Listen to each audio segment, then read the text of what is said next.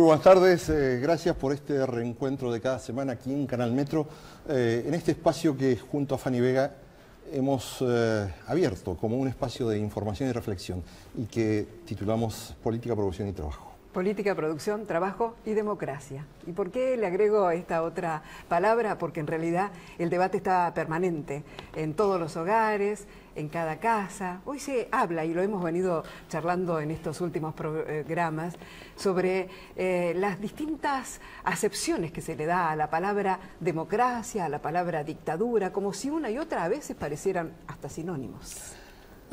Difícil equipararlo como sinónimos, son conceptos contundentes, democracia, dictadura, demasiado contundentes para mí. Pero son palabras que tenemos en común con otros hermanos, otros pueblos hermanos, como Brasil, como Venezuela, que Venezuela va a estar en un proceso abiertamente democrático el domingo próximo. Eligiendo el jefe de Estado por los próximos 6 años. Y habrá que ver cómo se desarrolla y cómo se define la sociedad venezolana. Pero por lo pronto pareciera que, al menos en términos de encuestas públicas, no hay ninguna encuesta que plantee un escenario adverso o algún riesgo real para Hugo Chávez como candidato a una reelección presidencial.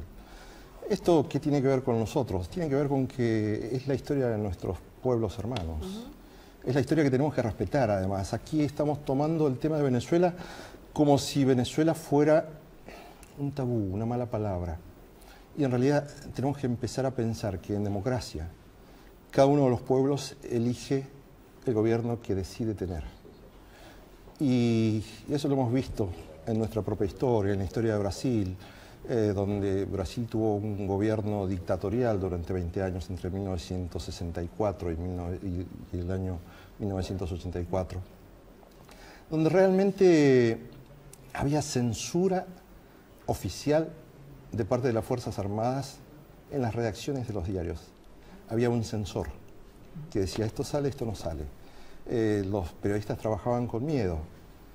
Como de algún modo en nuestra historia, los periodistas que empezamos a hacer periodismo por allá por los años 70, mediados de los años 70, teníamos que convivir con servicios de inteligencia de cada una de las Fuerzas Armadas en el seno de las redacciones. Es decir, que había periodistas que decían que eran periodistas, pero que en realidad eran operadores de las Fuerzas Armadas, de inteligencia de las Fuerzas Armadas. Algunos de ellos escribían y algunos de ellos siguen escribiendo y tal vez todavía no aprendieron a diferenciar el concepto que diferencia a las palabras democracia o dictadura. En nuestro país pareciera que el periodismo es una herramienta demasiado fácil para hacer demagogia. Y tal vez una de las cosas que todavía no entendemos como periodistas es que el periodismo no es un poder del Estado.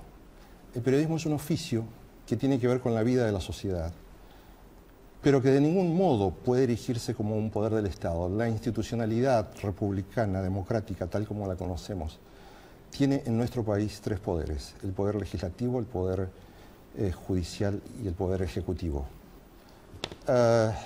Los demás somos ciudadanos y en el caso de los periodistas a veces tenemos el privilegio de seguir de cerca la historia, tal vez un poco más de cerca de lo que pueden seguirlo un ciudadano común. Pero nuestro rol tiene que ver con eso, con recordar, sin demagogias, la diferencia que puede existir entre estos dos conceptos, dictadura o democracia. Creo que hoy, más allá de que nos gusten o no los gestos de algunos funcionarios, más allá de que estemos de acuerdo o no estemos de acuerdo con algunas líneas de políticas de Estado, seguimos viviendo el periodo democrático más largo de la historia del país y seguimos ejerciendo la libertad de expresión que yo nunca he visto en mi vida en nuestro territorio. Siempre lo vamos a recordar, Fanny, porque tiene que ver con la honestidad intelectual con la que hay que pararse frente a un micrófono, frente a una cámara, para decir las cosas, contando una buena historia, pero también ajustándose lo más posible a la verdad histórica. Esto que en periodismo se llama veracidad. Vamos a nuestra primera pausa.